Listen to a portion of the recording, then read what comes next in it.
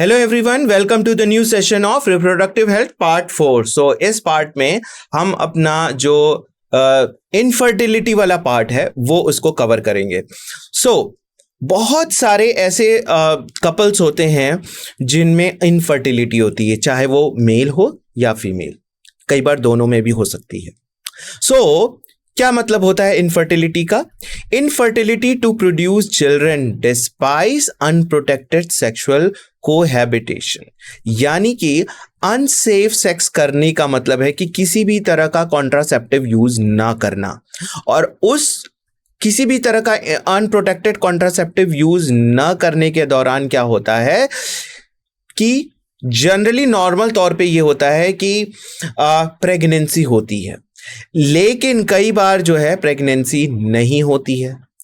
उसका रीजन कई बार ये होता है कि जो इनएबल है, गैमेट्स नहीं बन रहे हैं, गैमेट्स हेल्दी नहीं बन रहे हैं, गैमेट्स का यूनियन नहीं हो पा रहा है, यूनियन हो रहा है लेकिन इम्प्लांटेशन नहीं हो पा रहा है। ऐसे बहुत सारे स्टेप्स हो सकते हैं जो कि इनफर्टिलिटी का कारण हो सकते हैं। कॉजेज में हम यही पढ़ेंगे कि फिजिकल कॉजेज हो सकते हैं, कॉन्जेनाइटल कॉजेज हो सकते हैं, किसी तरह की डिजीज या बीमारी हो सकती है, ड्रग्स का यूज हो सकता है, इम्यूनोलॉजिकल प्रॉब्लम्स हो सकती है, और बहुत सारी कई बार फिजियोलॉजिकल प्रॉब्लम्स भी होते हैं। तो इनमें से कोई भी स्टेप्स जो है वो रीजन हो सकता है या कॉज हो सकता है इनफर्टाइल होने का, और इस प्रोसेस को हम बोलते हैं इनफर्टिलिटी। इंडिया में फीमेल्स ऑफन ब्लेम्ड, हमारे इंडिया में ज्यादातर फीमेल को ही ब्लेम किया जाता है। मेल बच्चा पैदा हो तो, फीमेल पैदा हो तो, और अगर बच्चे ना पैदा हो तो भी। बट मेल पार्टनर्स में ऑल्सो भी रिस्पॉन्सिबल, लेकिन मेल पार्टनर भी उतने ही रिस्पॉन्सिबल होते हैं जितने की फीमेल इनफर्टिलिटी के लिए। लेकिन मेल फीटस है या फीमेल फीटस है, यानी कि मेल बेबी जो है प्रेगनेंसी के बाद बच्चा जो पैदा हो रहा है वो मेल होगा या फीमेल होगा, ये डिसीजन तो मेल के गैमेट्स पे ही डिसाइड होता है, क्योंकि मेल जो है वो दो तरह के गैमेट्स प्रोड्यूस करता है, फीमेल तो एक ही तरह के गैमेट्स प्रोड्यूस करती हैं, एक्स, और मेल जो होता है वो दो तरह के गैमेट्स प्रोड्यूस कर सकता है, एक्स करता ही है, एक्स एंड वाई। जब एक्स और एक्स का यूनियन होता है तो उस केस में जो फीटस होता है वो फीमेल, और अगर एक्स और वाई का यूनियन हो रहा है तो उस केस में फीटस जो होगा वो मेल होगा। ये एक बहुत इंपॉर्टेंट है हमारे कंट्री के, ये कह सकते हैं कि एक विडंबना ही है। Specialised health care units can help diagnose and treat disorders enabling couples to have children. Specialised health care की आवश्यकता है ना, ये डायग्नोज और ट्रीट करने के लिए, ये ट्रीट करने के लिए क्या कि इनफर्टिलिटी कहां पर है, किस वजह से इनफर्टिलिटी है, क्योंकि कई बार बहुत सारे कपल्स इस चीज के लिए बहुत परेशान हो जाते हैं कि वो उनमें इनफर्टिलिटी का रीजन क्या है, कारण क्या। ये जो है ये पता लगाना, डायग्नोज होना बहुत ही आवश्यक है। Assisted reproductive technologies ART available for case where the corrections not possible, है ना। सहायता प्राप्त प्रजनन प्रौद्योगिकियां यानी कि ART उन मामलों के लिए है जहां पर सुधार संभव नहीं है ना, तो वहां पर ART प्रोसेस के थ्रू जो है ये पता लगाया जा सकता है। इन विट्रो फर्टिलाइजेशन, यानी कि फर्टिलिटी जो है, फर्टिलाइजेशन जो एग का है वो बॉडी के बाहर किया जाए। Fertilisation outside the body in the laboratory condition similar to the body. तो कई बार क्या होता है कि फर्टिलाइजेशन जो है वो नहीं हो पा रहा है, स्पर्म जो है यूट्रस से जो है वो मूव करके फैलोपियन ट्यूब तक नहीं पहुंच पा रहा है। उस केस में क्या किया जा सकता है कि एग जो है, एक हेल्दी एग फीमेल से जो है वो निकाला जाता है, और इसी तरीके से मेल के थ्रू जो है वो स्पर्म को कलेक्ट किया जाता है, यानी कि दोनों के गैमेट्स को निकाल लिया गया और इसको एक लैबोरेटरी कंडीशन में, कंट्रोल्ड कंडीशन में जो है वो फर्टिलाइजेशन कराया जाता है। फर्टिलाइज कराने के बाद जब वो कुछ स्टेजेस यानी कि ब्लास्टुला, मॉड्यूला अवस्था में जब पहुंच जाता है, तब उस जो है जो डेवलपिंग जो फीटस है उसको जो है इम्प्लांट किया जाता है। So ova from wife or donor and sperm from the husband donor are collected। ऐसा तो उस केस में हुआ कि जिसमें फर्टिलिटी नहीं है, लेकिन कई बार जो है एग ही नहीं बन रहे हैं, तो उस केस में डोनर से एग लिया जा सकता है। कई बार स्पर्म जो है वो एक्टिव नहीं है, इनएक्टिव स्पर्म है, तो उस केस में स्पर्म जो है वो डोनर से लिया जा सकता है। सो ये सारी टेक्निक्स जो है वो इन विट्रो फर्टिलाइजेशन के अंतर्गत ही आती है। जाइगोट और early embryos formed in the laboratory. So early embryos जिसका मैंने जिक्र किया कि कुछ अवस्था होती है, उस अवस्था तक जो है वो लैबोरेटरी कंडीशन में है ना, इन विट्रो फर्टिलाइजेशन के द्वारा इन विट्रो कंडीशन में ही जो है उसको ग्रो कराया जाता है। और एक एम्ब्रियो की अवस्था होती है जब उसको यूट्रस में इम्प्लांट किया जाता है। Embryos transferred into fallopian tube और uterus for the development। अगर एम्ब्रियो को फैलोपियन ट्यूब में ट्रांसफर किया जा रहा है तो इसको हम ZIFT कहते हैं, और अगर यूटरस में ट्रांसफर किया जा रहा है तो इसको हम IUT कहते हैं, है ना। Embryo transferred into Fallopian tube या zygote, this is zygote. Zygote transferred into the fallopian tube. Embryos formed by in vivo fertilization can also be used for the transfer. Gamete intrafallopian tube, GIFT, transfer of donor ovum into the fallopian tube of another female। यहां पर क्या होता है कि egg को ovum ना, egg को जो है वहां पर फैलोपियन ट्यूब में ट्रांसफर किया जा रहा है, क्योंकि फीमेल में कई बार क्या होता है कि जो एग है वो नहीं बन पा रहा है या हेल्दी एग नहीं बन पा रहा है, तो उस केस में क्या किया जाता है कि डोनर के थ्रू जो एग को वहां पर फैलोपियन ट्यूब में ट्रांसफर कर दिया जाता है, और suitable environment provided for the fertilisation and development, और फिर वहां पर स्पर्म को भी पहुंचा दिया जाता है जिससे कि वहां पर फर्टिलाइजेशन हो जाता है। सो ये है कि आपने सूटेबल एनवायरनमेंट, सूटेबल कंडीशन बनाई वहां पर जिससे कि फर्टिलाइजेशन हो जाए और फिर फर्दर एम्ब्रियो का development. Intracytoplasmic sperm injection, specialised procedure to form embryos in the laboratory. So इस टेक्निक के द्वारा एम्ब्रियो जो है वो लेबोरेटरी में ही तैयार की जाती है, और फिर जो है वो साइटोप्लाज्मिक स्पर्म इंजेक्शन के थ्रू, है ना, इंट्रासाइटोप्लाज्मिक स्पर्म इंजेक्शन के थ्रू इसको फिर पहुंचाया जाता है। Sperm is directly injected into the ovum, और डायरेक्टली इंजेक्ट ओवम में करने के लिए किसका इस्तेमाल करते हैं? ICSI का। Artificial insemination, correct infertility due to the male inability to inseminate और low sperm count। कई बार मेल के sperm count जो होते हैं वो बहुत कम होते हैं।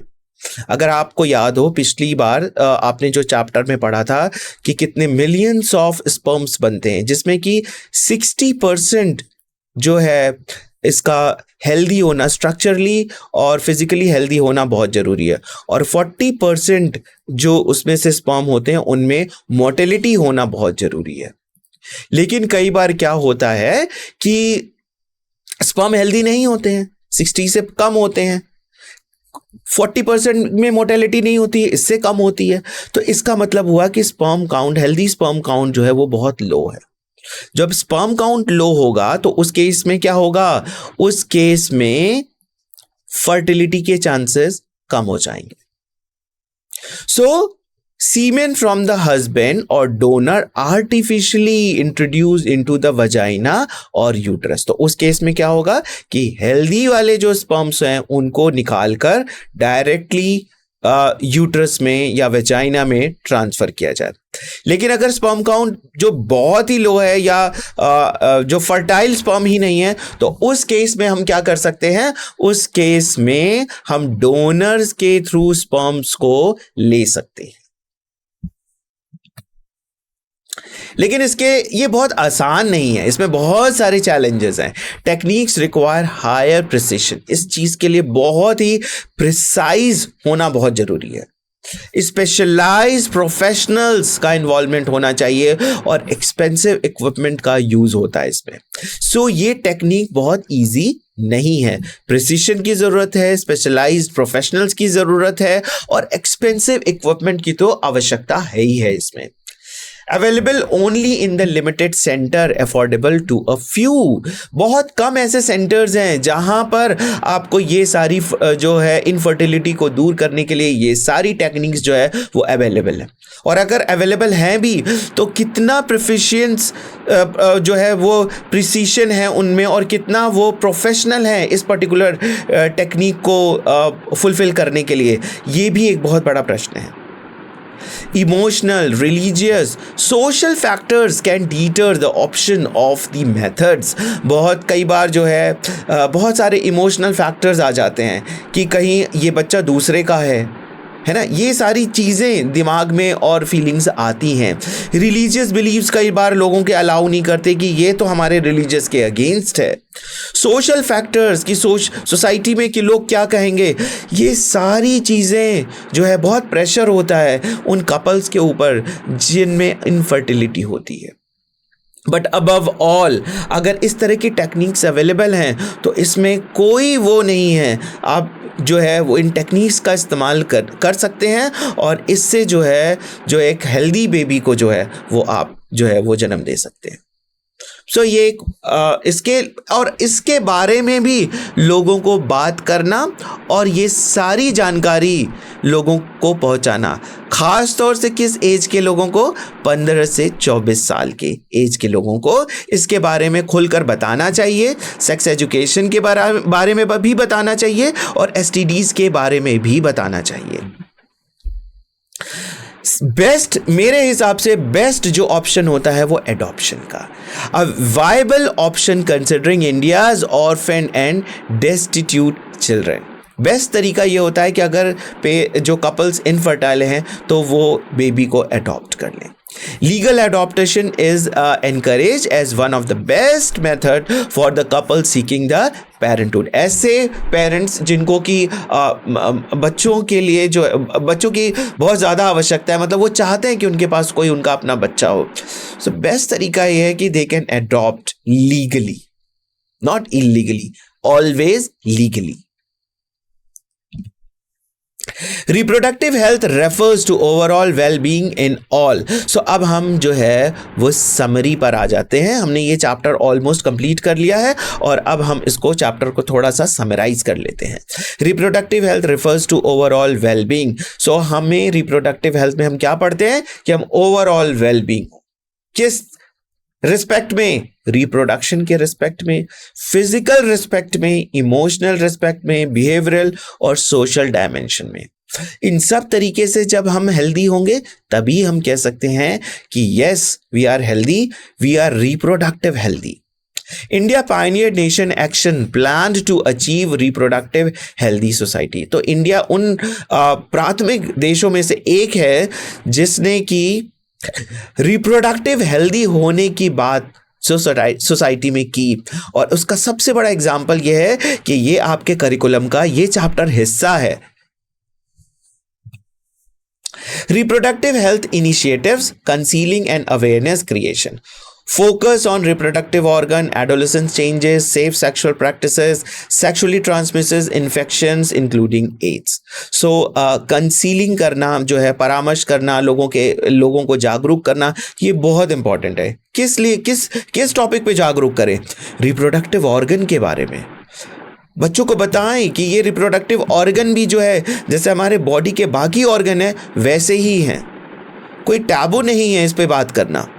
एडोलेसेंस चेंजेस जो है उसके बारे में खुलकर बात करें कि ये एक पर्टिकुलर एज है, इसमें आपके बॉडी में बहुत सारे ऐसे चेंजेस होंगे, हार्मोनल चेंजेस होंगे, बहुत सारे कन्फ्यूजन्स होंगे। सो अगर आप उन बच्चों को बताएंगे तो वो इसको समझने में उनके लिए काफ़ी मददगार साबित होगा। वो बहुत सारे इस टाइम बच्चे कंफ्यूजन में होते हैं और कुछ ना कुछ गलत वो कर बैठते हैं, सो वो नहीं करेंगे। सेफ सेक्सुअल प्रैक्टिसेस के बारे में बताएं कि बच्चे जब ये सेक्सुअली मैच्योर हो चुके हैं तो उनकी बॉडी जो है कई बार जो होती है वो रिक्वायर होती है सेक्स होने करने की। सो सेफ सेक्स प्रैक्टिस करने के लिए उनको अवेयर करें, उनको बताएं कि ये सारे जो प्रैक्टिसेस है वो सेफ सेक्सुअल प्रैक्टिसेस के अंतर्गत आती हैं। अनसेफ प्रैक्टिसेस करने के जो है प्रभाव उसके बारे में भी बात करें, सेक्सुअली ट्रांसमिटेड इन्फेक्शंस के बारे में बात करें, एड्स के बारे में बात करें। मेडिकल फैसिलिटीज एंड केयर, बहुत सारी मेडिकल फैसिलिटीज़ हमारे पास अवेलेबल हैं। Address menstrual irregularities, pregnancy related aspects के बारे में, delivery, medical transmitted of pregnancy, है ना, MTP के बारे में जिसके बारे में हमने पिछले लेक्चर में भी बात की, STIs, sexually transmitted infections, birth control, infertility, इन सब के बारे में ये जो है हमारी मेडिकल फैसिलिटीज़ एंड केयर के अंतर्गत आती हैं और इसके बारे में भी खुलकर अपने बच्चों से बात करनी चाहिए। Progress in reproductive health, declining maternal and infant mortality rates. Reproductive health में प्रॉब्लम्स क्या है? पॉपुलेशन बढ़ रही है क्योंकि मोर्टेलिटी रेट्स घट गए हैं। Early detection and treatment of STIs, बहुत सारी STIs जो है अर्ली डिटेक्ट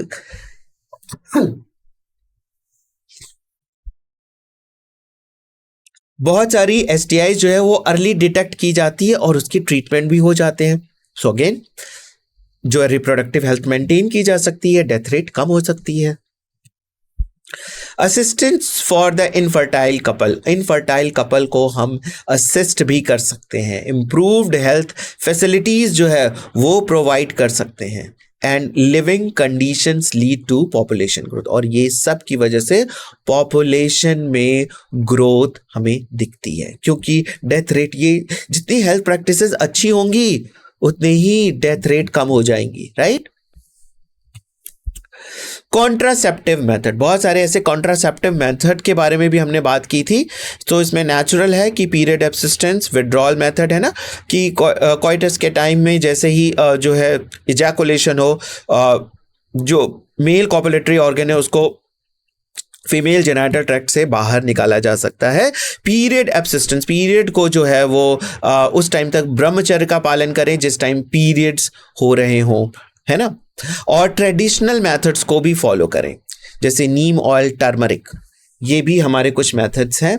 बैरियर मेथड्स के बारे में हमने बात की थी जिसमें कि कॉन्डम्स, डायफ्राम, सर्वाइकल कैप्स और वॉल्ट्स के बारे में भी हमने डिस्कस किया था कि ये सारे बैरियर मेथड्स को यूज़ करके जो है वो स्पर्म जो है वो फीमेल जेनिटल ट्रैक्ट में नहीं पहुंचता और प्रेगनेंसी नहीं हो पाती। IUDs के बारे में भी बात की गई थी, जो है इंट्रा यूटेराइन डिवाइसेस, जिसमें कि फॉर एग्जांपल कॉपर टी, जो कॉपर के बने होते हैं, है ना, कुछ हार्मोनल्स भी होते हैं। तो इन सब से फ़ायदा क्या होता है कि जो स्पर्म जो रिलीज़ हुए हैं वो जो है वो इमोटाइल हो जाते हैं, इनएक्टिव हो जाते हैं और वो फर्टिलाइजेशन करने योग्य नहीं रहता है। पिल्स का भी इस्तेमाल किया जाता है कई बार, ओरल कॉन्ट्रासेप्टिव, जो कि जिनमें बहुत सारे हार्मोन्स होते हैं जो कि कंट्रोल करते हैं फर्टिलिटी को, फर्टिलाइजेशन प्रोसेस को। सो ये हार्मोनल बेस्ड होते हैं, सो इनका भी यूज़ किया जा सकता है। Injectables, long lasting hormonal injections, उस केस में किया जाता है, ये बिल्कुल उस केस में कि अनसेफ सेक्स किया है और जो है वो प्रेगनेंसी के चांसेस हैं, है ना, तो उस केस में जो है वो इंजेक्टेबल्स भी ले सकते हैं क्योंकि वो 72 आवर्स तक वर्क करता है। इम्प्लांट्स, सब टर्मल हार्मोनल इम्प्लांट्स, ये भी किया जाता है। Surgical methods, vasectomy male sterilisation और ट्यूबेक्टोमी फीमेल स्टेरिलाइजेशन, यानी कि वास डिफरेंस को कट करके उसको बांध दिया जाता है जिससे कि स्पर्म जो टेस्टिस से निकलकर जो है वो पेनिस तक जहाँ से डिस्चार्ज होता है वहाँ तक नहीं पहुँच पाता। और उसी प्रकार जो है ट्यूबेक्टोमी में फैलोपियन ट्यूब को बांध दिया जाता है और फैलोपियन ट्यूब में जो है वो एग नहीं पहुँच पाता, इसलिए फर्टिलाइजेशन होने के कोई चांसेस ही नहीं होते हैं। Legal status of MTP India, इसके बारे में भी हमने काफ़ी डिटेल में डिस्कशन किया था कि medical termination of pregnancy is जो है वो इंडिया में लीगलाइज्ड है, लेकिन कुछ जो है लीगल तभी किया गया है कि जब बच्चे जो है वो अनसेफ हों, है ना, मदर और बच्चे में दोनों की जान को खतरा हो, या फिर कोई जेनेटिकल बीमारी हो बच्चे में, या ऐसे केस में कि जो है आगे चल के बच्चे की डेथ हो सकती है, राइट। इन सारे केसेस में जो है वो एमटीपी को जो लीगल किया गया है, और ये जो है वो फर्स्ट ट्राइमेस्टर यानी 12 वीक तक का ही जो है वो एमटीपी किया जा सकता है। Reason for MTP: unwanted pregnancy due to rape, causal relationships, and continuation of pregnancy poses risks to the mother, fetus और both, है ना। कई बार रेप विक्टिम्स होते हैं और जो है causal relationships जो होती हैं उसको दूर करने के लिए किया जा सकता है, और दूसरा जो है वो प्रेगनेंसी रिस्क होता है मदर की लाइफ को, फीटस की लाइफ को, या दोनों की लाइफ को, तो उस केस में भी MTP को फॉलो किया जाता है। Sexually transmissible infections or diseases transmitted through sexual intercourse. Intercourse के दौरान जो है डिजीज ट्रांसफर होती है मेल टू फीमेल या फीमेल टू मेल, तो उस केस में उस डिजीज को हम सेक्सुअली ट्रांसमिसिबल जो है इन्फेक्शंस बोलते हैं, और इसमें बहुत सारी कॉम्प्लिकेशंस हो सकती हैं, जो कि pelvic inflammatory diseases, PIDs, still birth और इनफर्टिलिटी मतलब कई बार तो है इनफर्टिलिटी हो जाती है, और स्टिल बर्थ जो है बेबी जो बॉर्न होता है वो डेड होता है। Early detection enables effective treatment, लेकिन अगर इसकी रोकथाम शुरुआत के दौर में ही ये पता चल जाए, इसके सिम्टम्स को डॉक्टर्स पहचान ले, पेशेंट्स पहचान लें, तो इसका इफेक्टिव ट्रीटमेंट किया जा सकता है। कुछ प्रिवेंटिव मेजर्स हैं, जैसे कि मल्टीपल पार्टनर्स को अवॉइड करें और बैरियर मेथड्स को यूज करें ड्यूरिंग द इंटरकोर्स। इस पर्टिकुलर चैप्टर में हमने इनफर्टिलिटी के बारे में काफ़ी डिटेल में बात किया कि किस तरीके से इनफर्टिलिटी को दूर किया जा सकता है, राइट। और बहुत सारे ऐसे मेथड्स हैं जैसे कि इन विट्रो मेथड, जिसको टेस्ट ट्यूब बेबी प्रोग्राम भी कहते हैं। सो इसी के साथ मैं अपने इस लेक्चर को एंड करूंगा। Thank you very much.